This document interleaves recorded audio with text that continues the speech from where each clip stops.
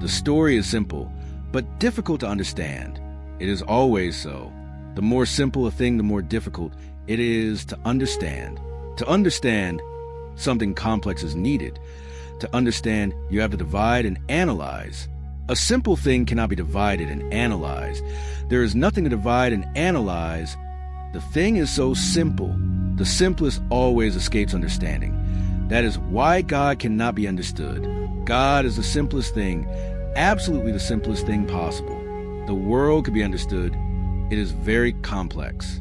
The more complex a thing is, the more the mind can work in it. When it is simple, there is nothing to grind. The mind cannot work. Logicians say simple qualities are indefinable. For example, somebody asks you what yellow is. It is such a simple quality. The color yellow, how will you define it? You will say, yellow is yellow. The man will say, that I know, but what is the definition of yellow? If you say yellow is yellow, you are not defining. You are simply repeating the same thing again. It is a tautology. G. Moore, one of the most penetrating minds of the century, has written a book, Principia Ethica. The whole book consists of a very persistent effort to define what is good, making efforts from all directions in 200 or 300 pages. And 300 pages of G. Moore is worth 3,000 pages of anybody else. He came to the conclusion that good is indefinable. Good cannot be defined. It is such a simple quality. When something is complex, there are many things in it. You can define one thing by another that is present there. If you and I are in a room and you ask me, who are you? I can at least say I am not you.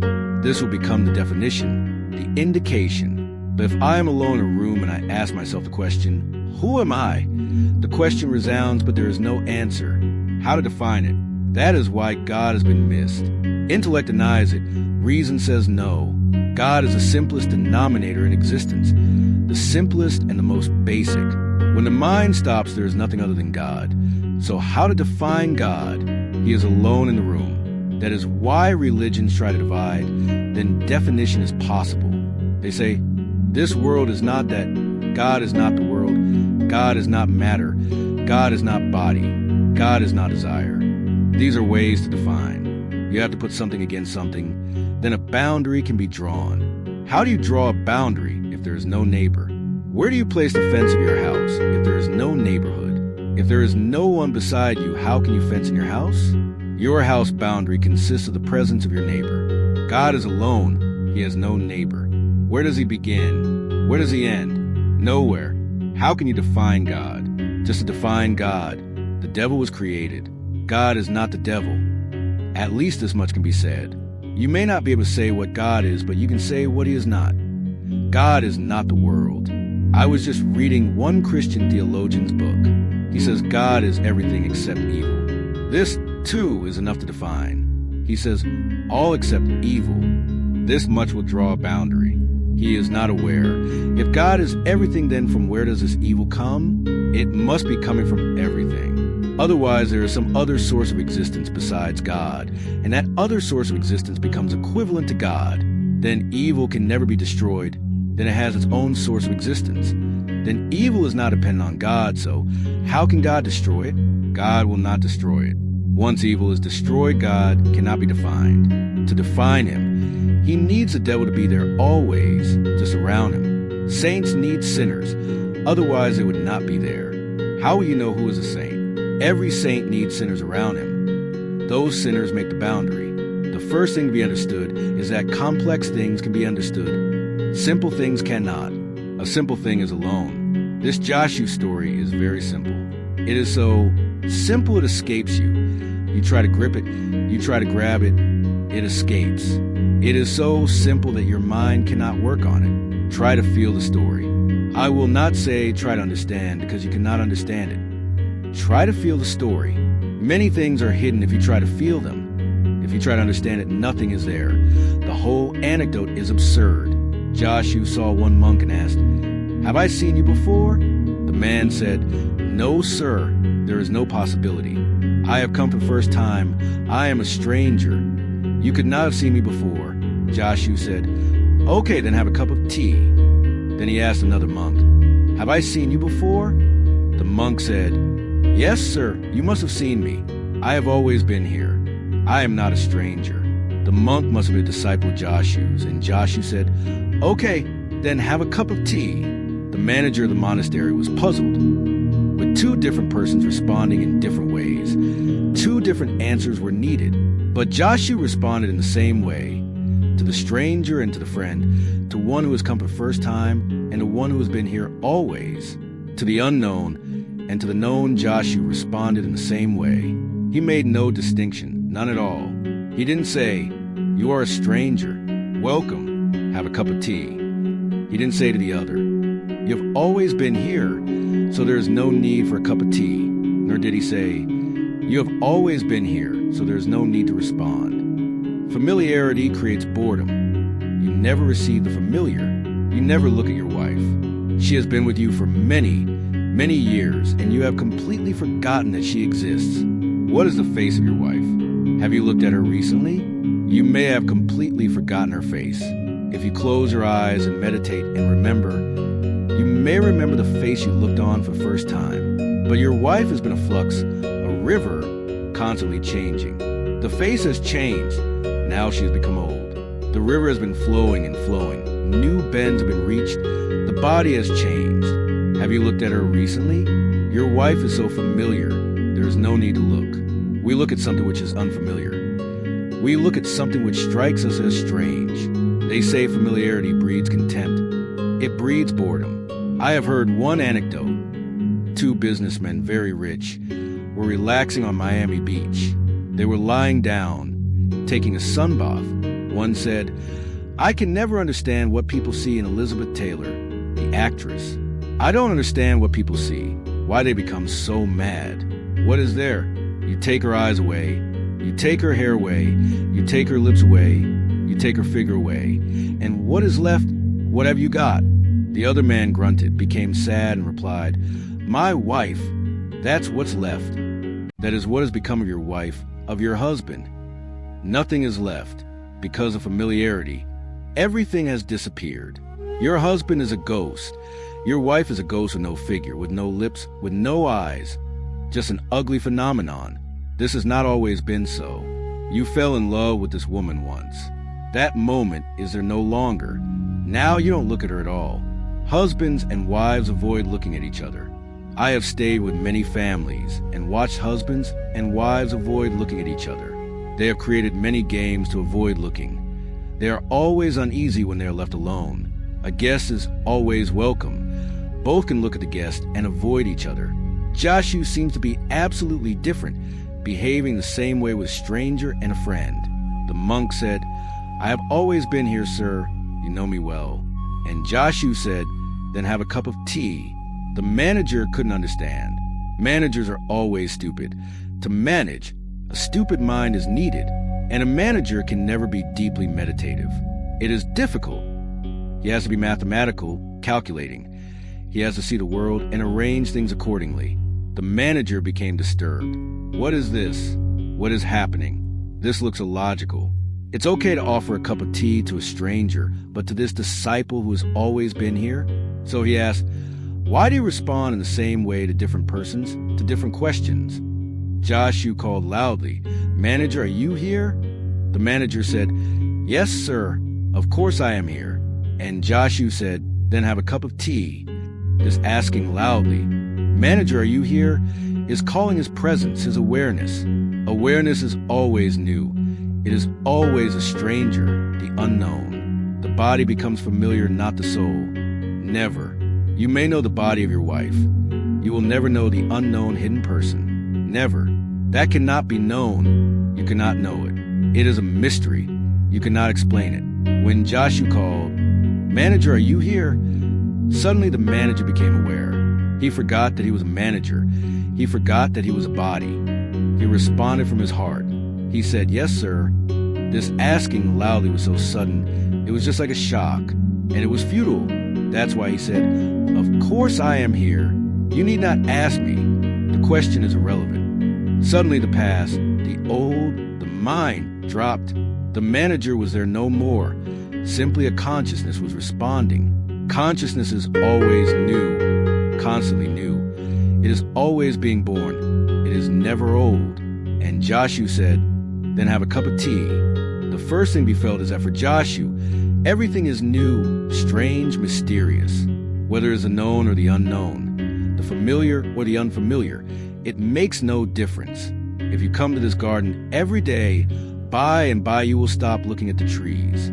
You will think you have already looked at them, that you know them. By and by you will stop listening to birds. They will be singing, but you will not listen.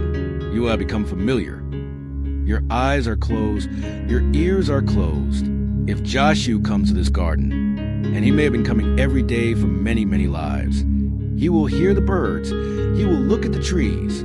Everything, every moment, is new for him. This is what awareness means. For awareness, everything is constantly new. Nothing is old, nothing can be old. Everything is being created every moment. It is a continuous flow of creativity. Awareness never carries memory as a burden. The first thing, a meditative mind always lives in the new, in the fresh. The whole existence is newly born, as fresh as a dewdrop, as fresh as a leaf coming out in the spring. It is just like the eyes of a newborn babe. Everything is fresh, clear, with no dust on it. This is the first thing to be felt. If you look at the world and feel everything is old, it shows you are not meditative.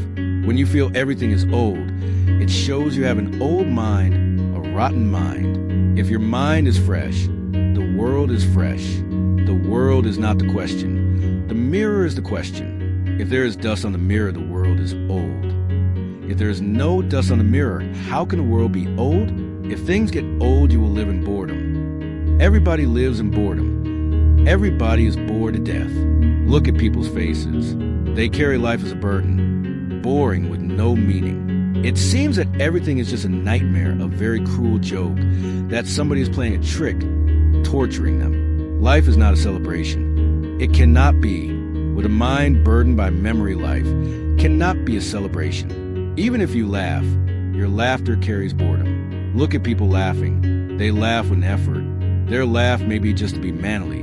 Their laugh may be just etiquette.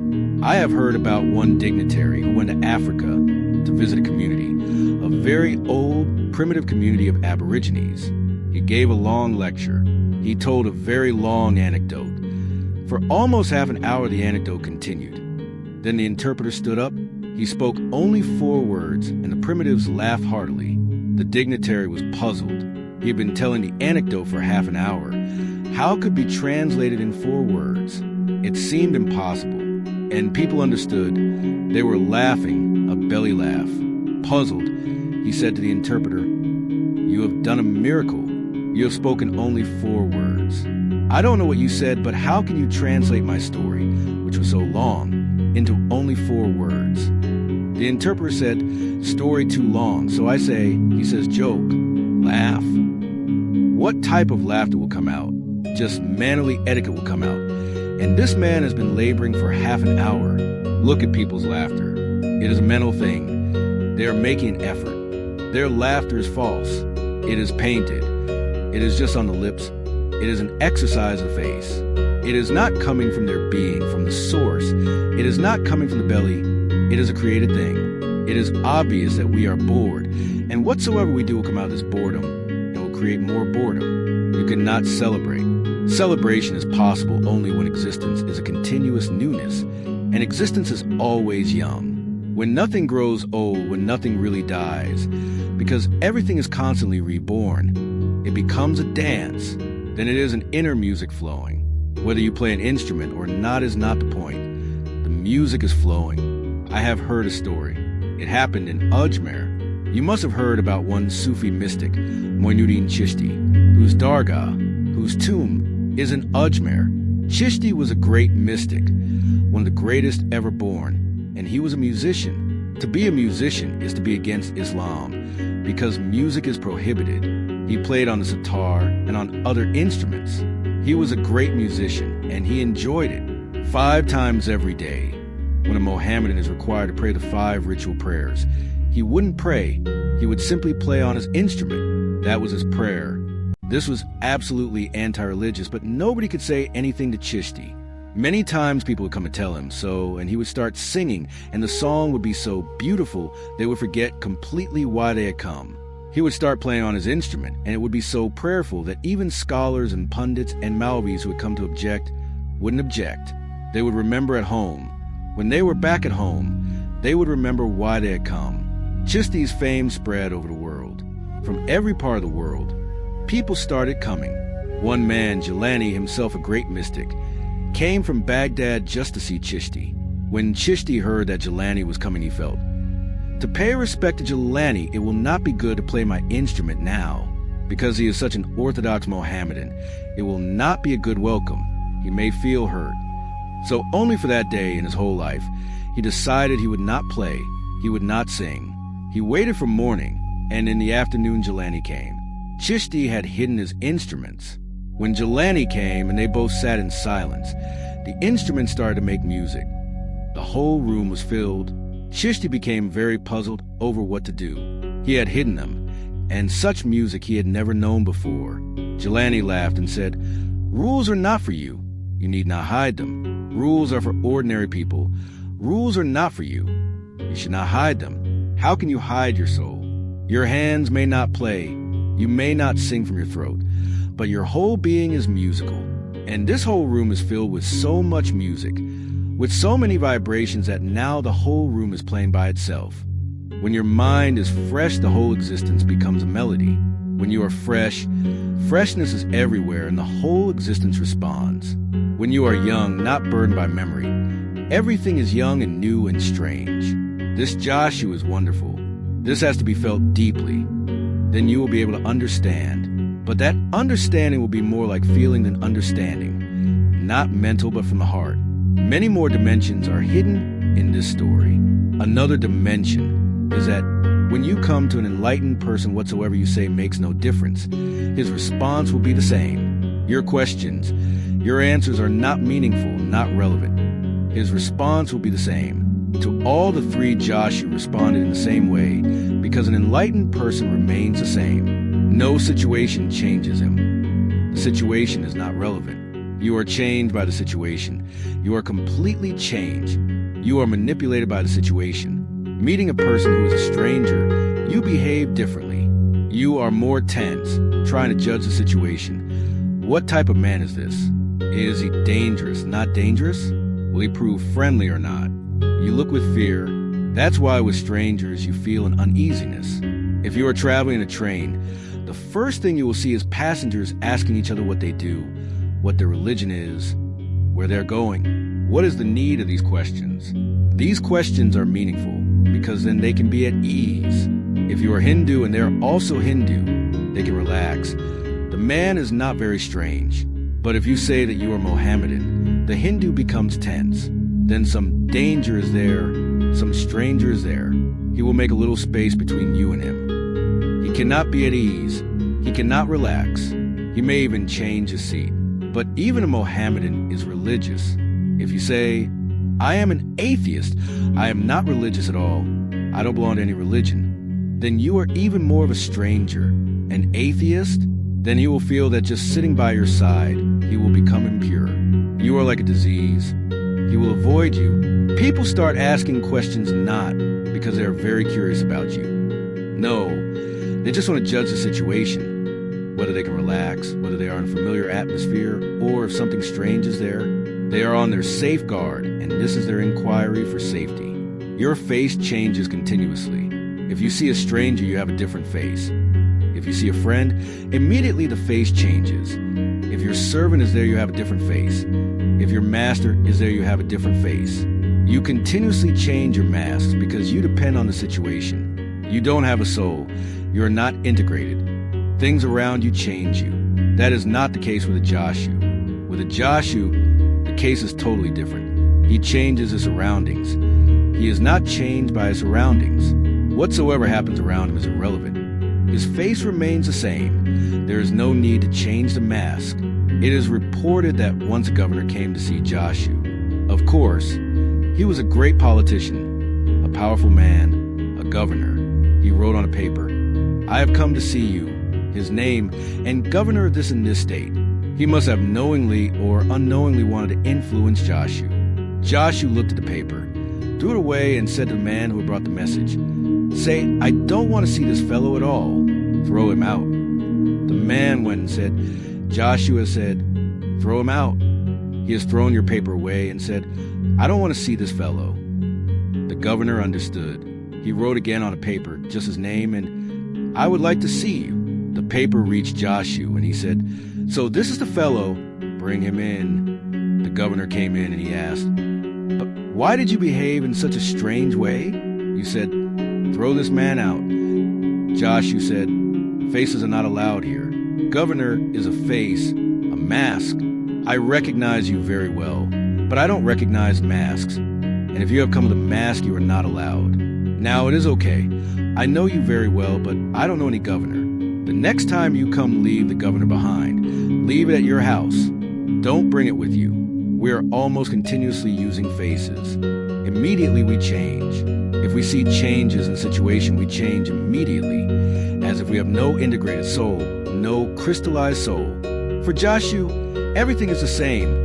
This stranger, this friend, a disciple, this manager, with his response, have a cup of tea, he remains the same inside. And why have a cup of tea?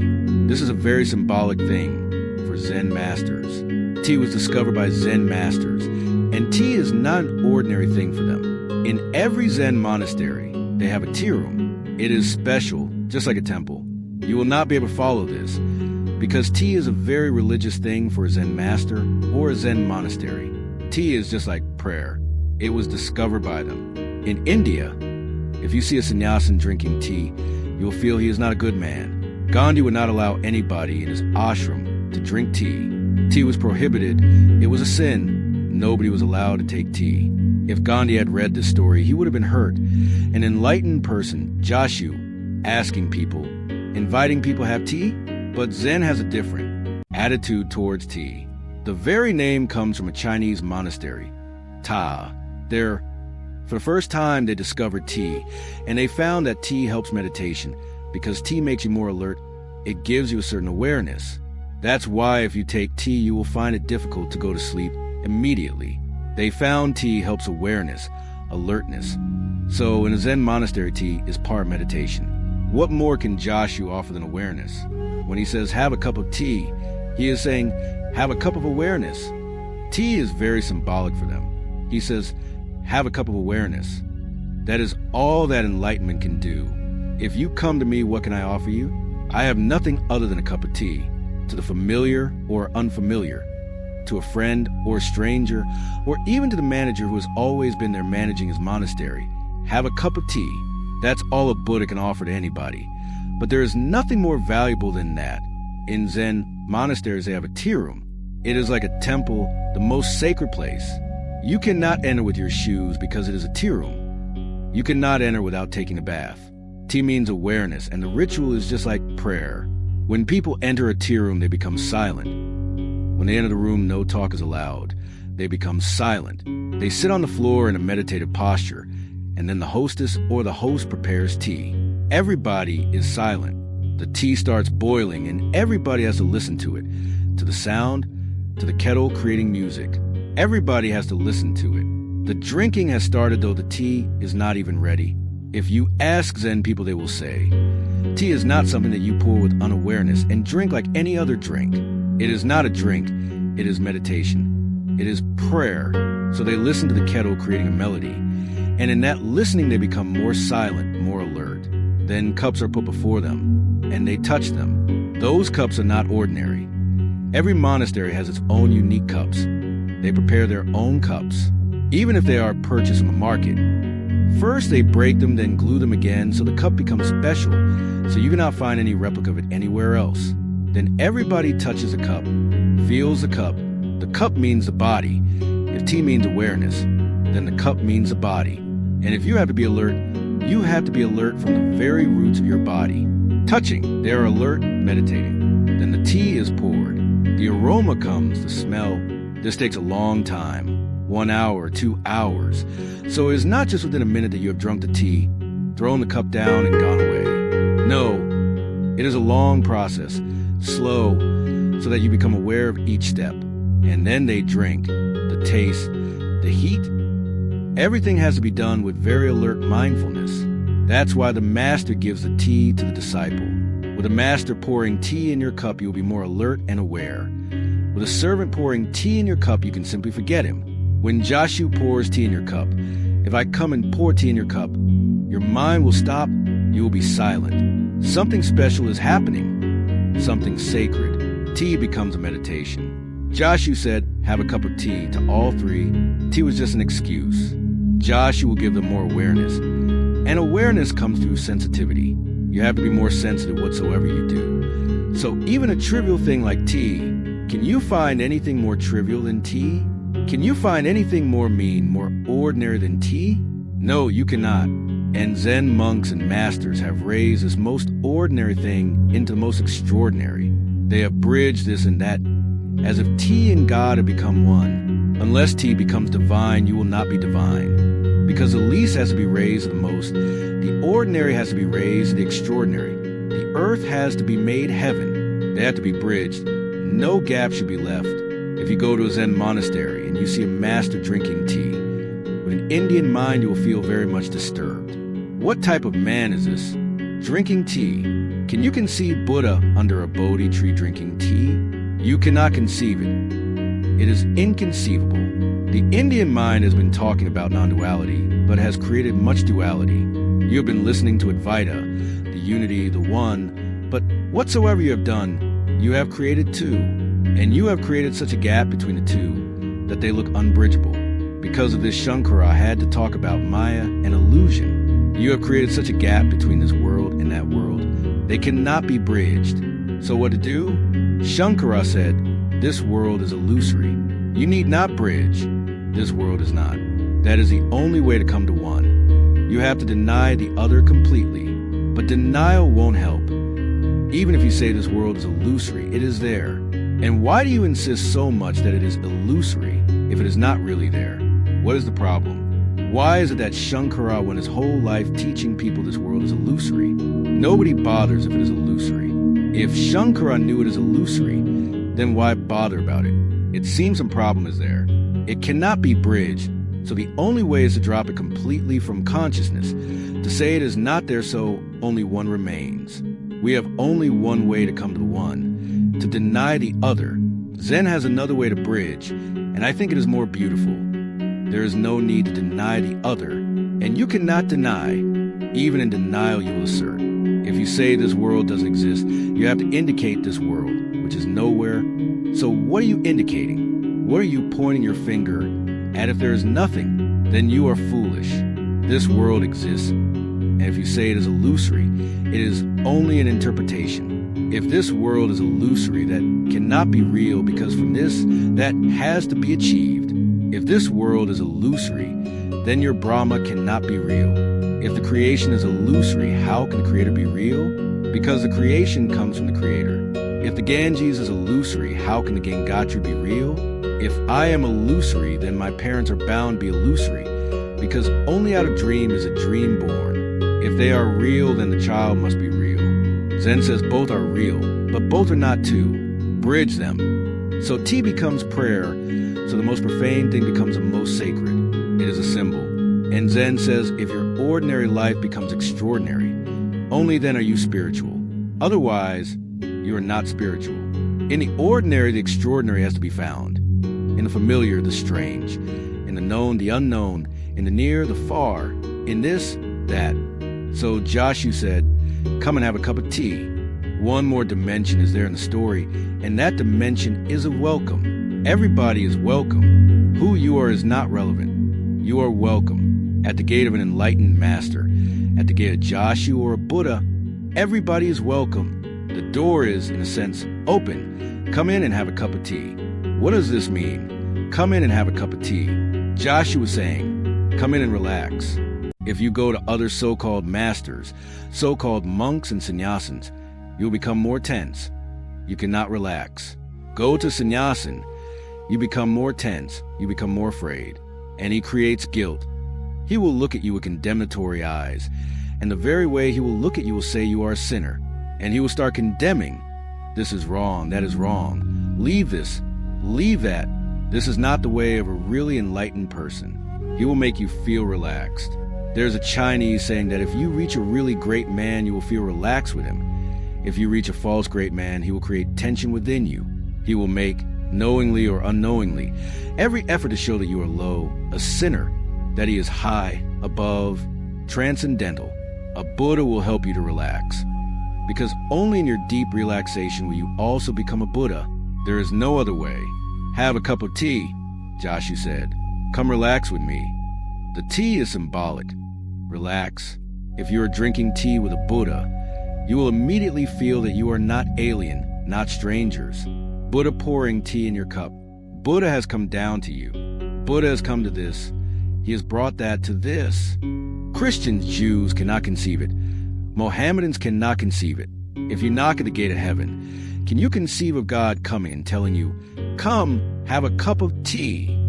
It looks so profane. God will be sitting on his throne looking at you with his 1,000 eyes, looking at every nook and corner of your being, at how many sins you have committed. Judgment will be there. This Joshu is non-judgmental. He does not judge you. He simply accepts. Whatsoever you say, he accepts and says, come and relax with me. Relaxation is the point. And if you can relax when an enlightened person, his enlightenment will start penetrating you. Because when you are relaxed, you become porous. When you are tense, you are closed. When you relax, he will enter. When you are relaxed, comfortable, drinking tea, Joshu is doing something then. He cannot enter through your mind, but he can enter through your heart.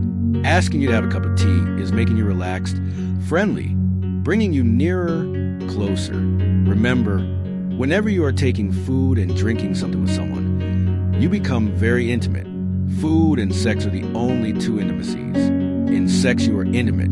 In food, you are intimate. And food is more basic in intimacy than sex. Because when a child is born, the first thing he will receive from the mother will be food. Sex will come later on when he becomes mature sexually, 14, 15 years afterwards. The first thing you received in this world was food, and that food was a drink. So the first intimacy known in this world is between a mother and a child. Joshu was saying, come, have a cup of tea. Let me become your mother. Let me give you a drink. And a master is a mother. I insist that a master is a mother. A master is not a father. And Christians are wrong when they call their priest father. Because father is a very unnatural thing, a societal phenomenon. The father does exist anywhere in nature except in human society.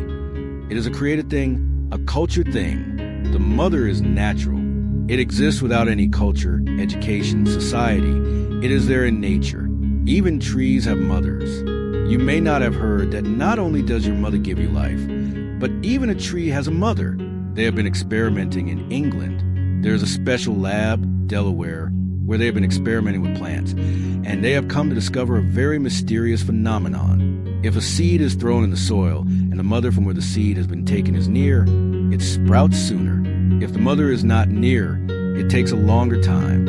If the mother has been destroyed, cut, then it takes a very long time for the seed to sprout. The presence of the mother, even for a seed, is helpful. A master is a mother. He is not a father. With a father, you are related only intellectually.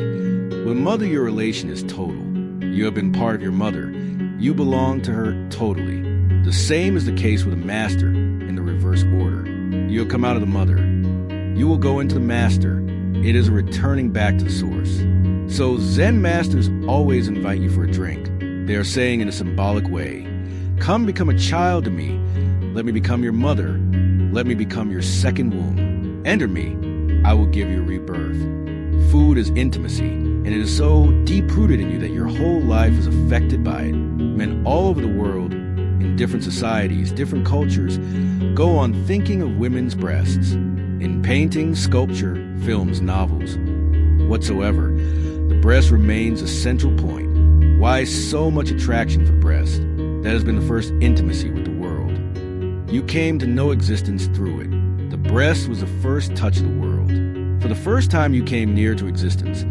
For the first time you knew the other from the breast. That's why so much attraction for breast.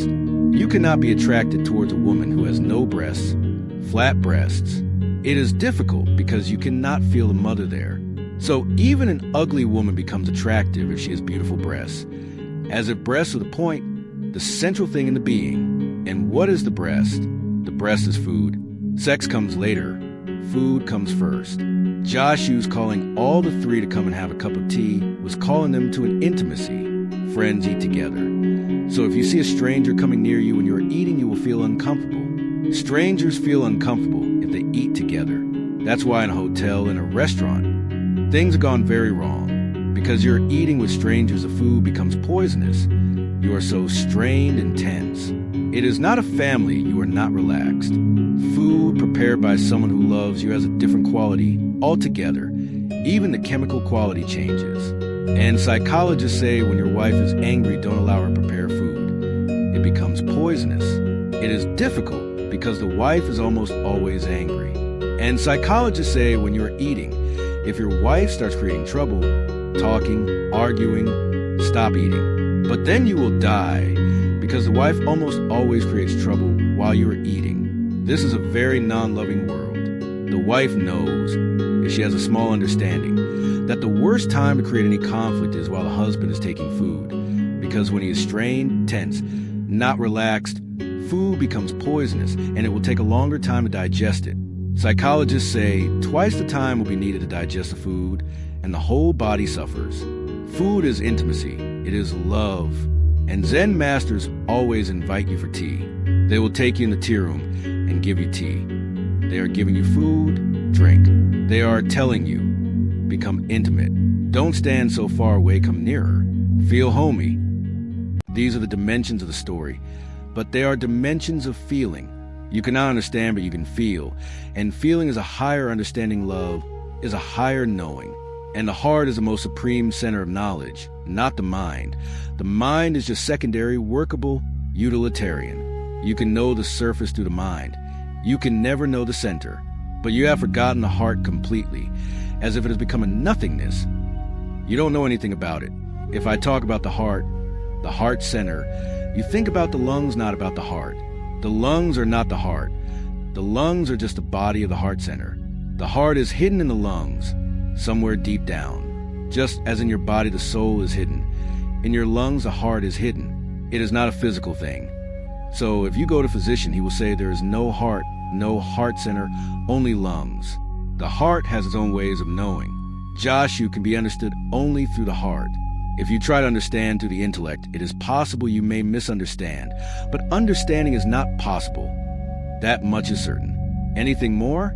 Question 1. Beloved Osho, I feel I want to be close to you, but at the same time I want to run as far away from you as I can. I don't understand this fear, since I am not aware of a feeling like this about anyone else.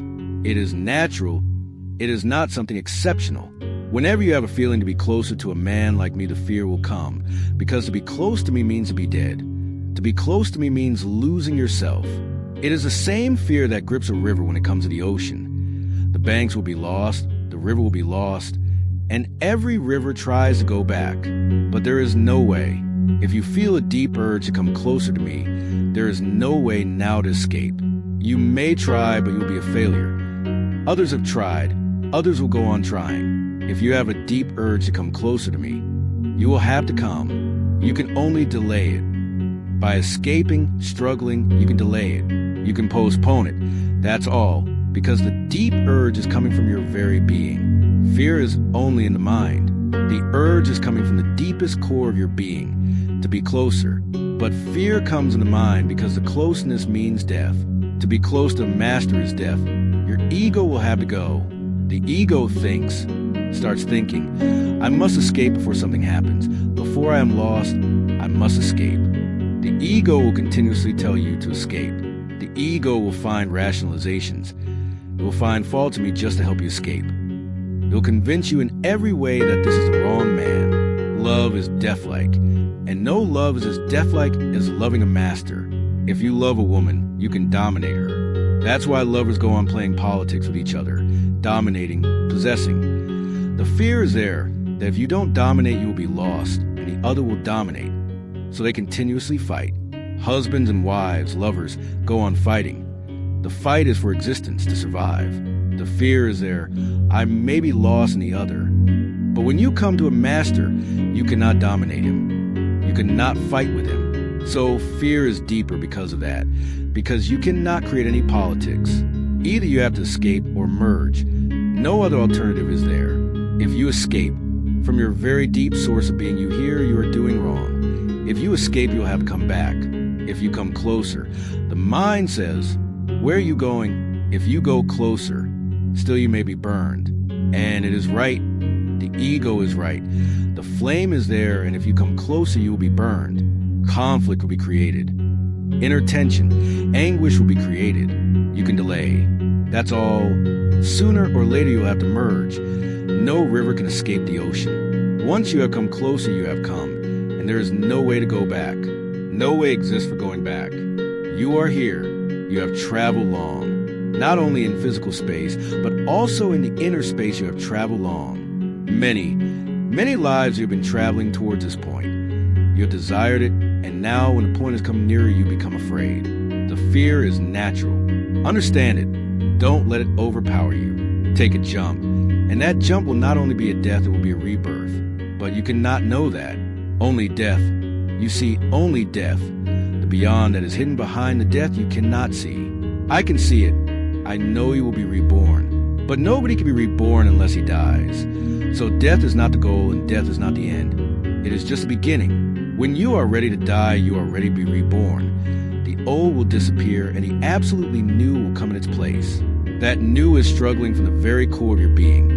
The old is struggling from the mind because the mind is memory. The old, the past and future are struggling within you. That is the problem. Now it depends on you. If you are being overpowered by the past, then you will delay, postpone, and you could delay it for many lives. This is not the first time you have delayed. Many times you have missed before. Many times you have come across a Buddha, a Mahavira, a Jesus, and you escaped. You tried to avoid, you closed your eyes. Again and again, you have been playing that game. But the game is natural to you, I say, because you can see only death. The river can only see that she will dissolve. She cannot see that she will become the ocean. How can she see? That oceanic existence will be only when the river is no more. So the river cannot see. When your ego is no more, only then will you know who you are. Don't allow the fear to overpower you. Allow love to overpower you. Love comes from the center. Fear always comes from the periphery. Don't allow this periphery to be dominant. And what have you got to lose? Even if there is no rebirth, there's rebirth. But I say, even if there's no rebirth and you simply die, what have you got to lose? What will be lost? What has the river got that is worth preserving? The life through the hills has been just a struggle. The life through the plains has been just a dirty passage. What has the river got to lose in the ocean? Nothing. So think about it. What have you got to lose if you come closer? Your suffering? Your madness? What have you got to lose? There is nothing to lose, but we never look within to see that we have got nothing to lose because that too gives fear. You like to think that you have got much to lose, that a treasure is there, and you will never look. There is no treasure. The house is empty. There has never been anything. But you are so afraid you never look because you know that there is nothing. Even a beggar dreams that he is an emperor. In dreams, he becomes an emperor in joys. And then he is afraid, what if the kingdom is lost? But there has never been any kingdom. You have come to me because there has never been any kingdom. You have nothing to lose, and now you become afraid. Look at the tricks of the mind, the deceptions of the mind. Look into them. A man entered a pet shop. He looked around, and he asked the shopkeeper, how much will that big dog cost? It was a very ferocious-looking Alsatian. The man said, 500 rupees. That was too much for him. So logically he said, and how much will this small fellow cost? It was another dog of a smaller size. The shopkeeper said, 1,000 rupees. The man tried still doubt further. He said, how much is this tiny one? It was a very small dog. The man said, 2,000 rupees. The man became very puzzled and disturbed, and then he asked, how much will it cost if I don't purchase anything? The rates are going higher and the dog is disappearing. If I don't purchase anything, how much will it cost? That is your fear. What will happen if you come closer to me? Nothing will happen because you have nothing to lose. And everything will happen because once this nothing is lost, everything becomes possible. Once this shelter, which has become a bondage to you, is lost, the sky opens infinitely. Once these banks, which have been a prison to you, are lost, you become boundless. You become infinite. Let the river move, unafraid, into the unknown, the uncharted. Death will be there, but death is always followed by rebirth. Die and be reborn. Lose yourself and find. Fear comes from the mind. Love comes from your heart. Listen to the heart. It happened once in the great palace of a king that there was a musical organ. He loved it very much, but something had gone wrong, and the organ was so unique that nobody knew how to fix it. Nobody had ever seen one like it. This king had heard the organ when he was a very small child, when his father was alive, and since then something had gone wrong. But he loved the organ so much that he used to keep it in his room. It was beautiful. Even from the outside, it was beautiful. Many experts were called in vain. They made many efforts, and things went from bad to worse. The organ was more and more destroyed. The king lost hope. The organ could not be fixed. Then suddenly one day a beggar appeared. To the doorkeeper he said, "I have heard that something has gone wrong with the organ. I can fix it." The doorkeeper had the urge to laugh, because great experts from many capitals of the world had come, great musicians. They couldn't find what was wrong. They couldn't even recognize what type of organ this was and what type of music was created by it. It was so complex. He had the urge to laugh. But he looked at the beggar, and the voice, the beggar's eyes, seemed to be authentic. He was absolutely confident. He was a beggar, but his face looked majestic. The doorkeeper's mind was saying, "It will be a wastage again." But his heart said, "This man seems so confident. What is wrong if he tries?" So he took him to the king. Looking at the beggar, the king laughed, and he said, "Are you mad? Every type of expert has tried and failed. You must be mad. You think you can fix it?" The beggar said, "Nothing more. No more harm can be done. The organ is already out of order. Absolutely. I cannot harm it anymore. So what is the harm if you give me a chance?" The king thought, he is right, because nothing more harmful can be done. So he said, "Okay, you try." For many days the beggar disappeared behind the organ. He was working and working and working, and suddenly one midnight he started playing on the organ.